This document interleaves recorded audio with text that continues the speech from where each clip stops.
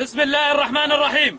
أم حسبتم أن تدخلوا الجنة ولما يأتكم مثل الذين خلوا من قبلكم مستهم البأساء والضراء وزلزلوا حتى يقول الرسول والذين معه متى نصر الله؟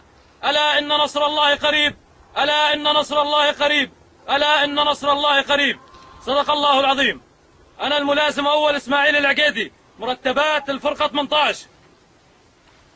أنا الملازم أول عبد الملك العقيدي من مرتبات الفرقة 18. أنا الملازم أول أبو عمر الجبلي من مرتبات الفرقة 7.